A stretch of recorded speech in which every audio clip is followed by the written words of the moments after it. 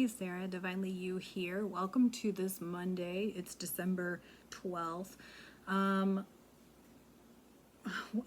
There's so much I want to say, and I try to keep these pretty short. But let me just say, if you haven't yet, please head over to YouTube, Twin Starseed 222. I've put the links on various platforms and put clips of the video. But Brooke and I did relocation, astromap, astrocartography, and we're actually going to do another one because after we got off of that, like a day later, I was like, there was like 10 more things I wanted to talk about. So we're actually going to do another one of those. But what I'm feeling for 2023 is spreading and gridding the light and moving the light, which means that we who are of the light workers, light holders, and we talked a lot about different parts of relocation and why it's not so simple to just look at the chart, but really to just see what's available for you in different geographic areas and whatnot. So go check that video out on YouTube, please, and thank you for all the comments, likes, and all of that for all of that work. We've been having so much fun with that. I also want to say that a while ago I did Mars and Gemini for each of the sun signs. They're on my YouTube, Sarah Divinely You on my YouTube. And I did them for each of the sun signs. So you can go check those out if you're like, is this ever going to end? And yeah, it's going to end. It'll go, Mars goes direct in Gemini in January and it doesn't leave Gemini until March. So we're in this. And it feels like eternity, and it feels mental because Gemini is ruled by Mercury, and now we have Mercury has entered into Capricorn, so it's in an Earth sign, which can be grounding a little bit. Venus and Mercury are in Capricorn, so it could feel a little more grounding. But Mercury has also entered his shadow, and we will end this year with a Mercury retrograde. So I feel there's so many things about to shift because we have Jupiter is in that 29th degree of Pisces, which is the last degree of the zodiac.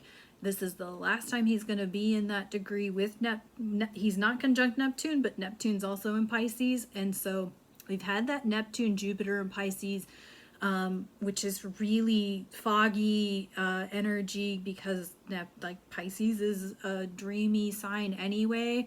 And Neptune is its ruler, so we've kind of had this mucky state of confusion almost going on, and so Jupiter is going to be leaving Pisces around the 20th, I think, of December, so right around the solstice.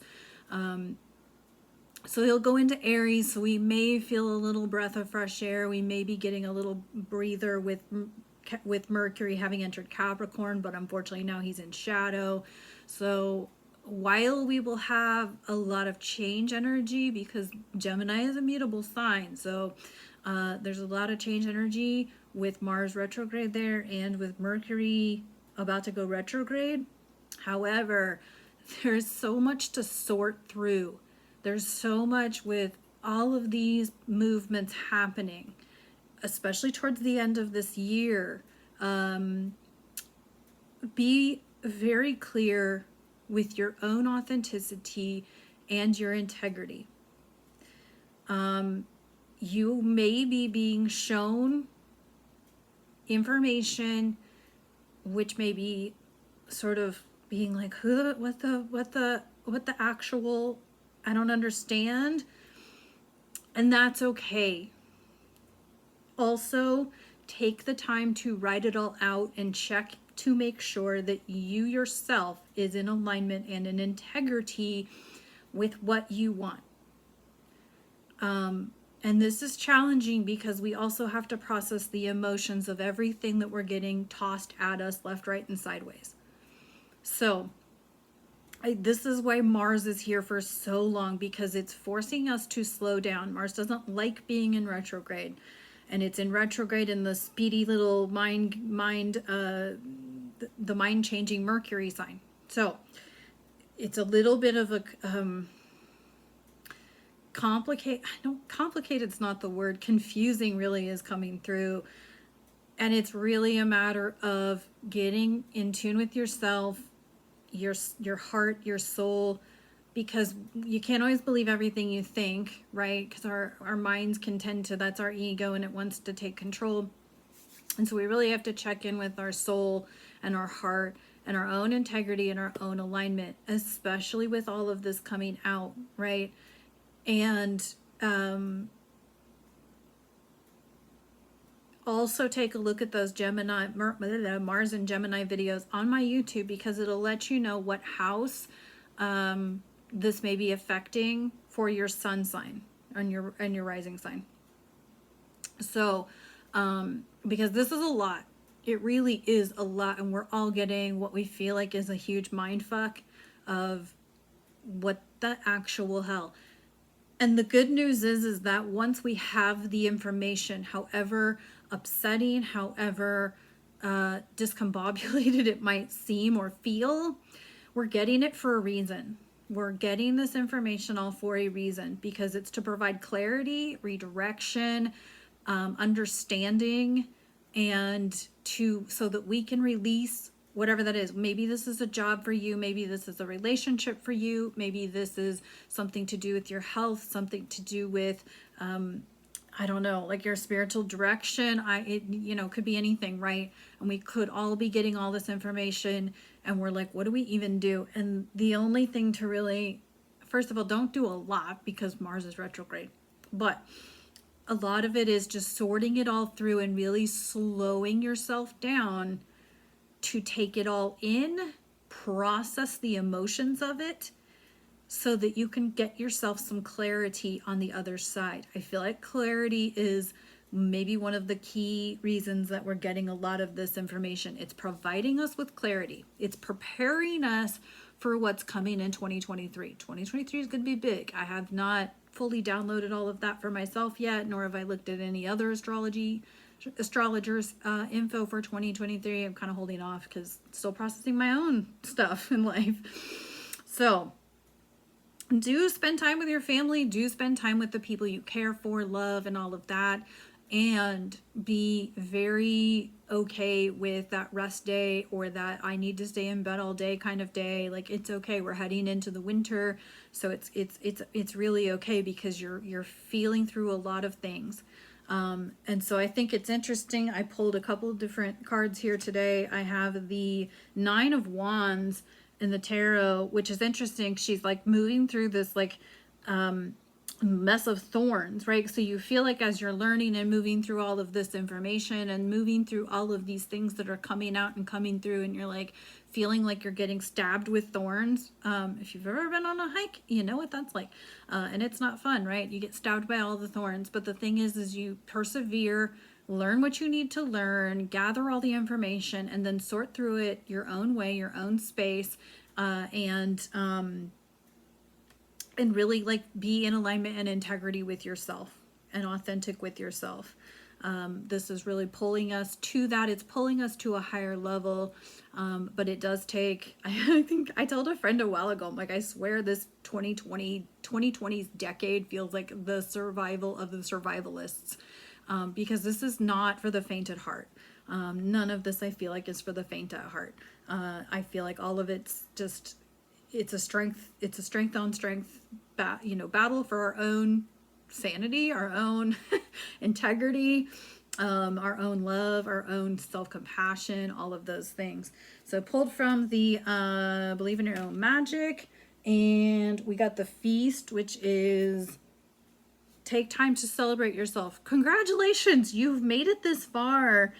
It's the end of 2022. You've made it this far. You've made it through some of the craziest energy shifts, frequency shifts, all of these things, planetary transits, asteroidal transits, all of these things. Like, congratulations, you've made it. Celebrate with yourself, celebrate with the people you love. You have made it this far. Jupiter's on the up and up. He's gonna move into Aries on around the solstice. I think it's the 20th. So celebrate you, celebrate the people you're with, all of those things. Then we got the Clover, and this one is releasing your guilt. Okay, so I like this one too, because when we find out information And maybe we found it out before, and I think I've said this in previous videos. We find out information, people have tried to tell us, or it's tried to be fed to us, and we've denied, and then all of a sudden we're like, oh yeah, ding, ding, ding, light bulb goes off, right? And you're like, damn, I'm so sorry. I really wish I would have listened. I wish I would have. It's okay. Because here's the thing. When we're getting information, those are seeds that are planted along the way to help us. The vine is always with you. The divine, the planets, and the universe always has love for you.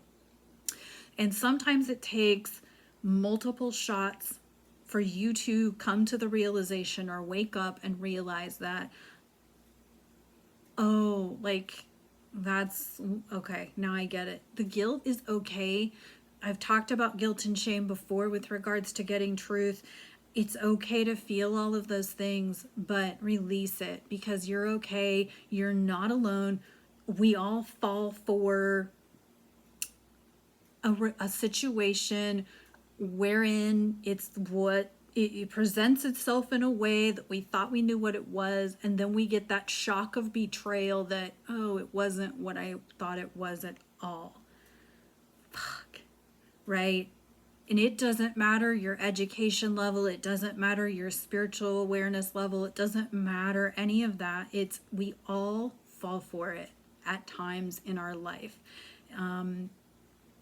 Talk to anybody who's been through any kind of an abusive relationship, whether friendship, romance, or otherwise.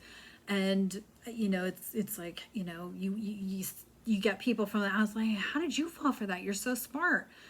All of us fall for something that looks, it's that rose-colored goggles or beer goggles concept, right? When we have rose-colored goggles on, the red flags look white. They look pure.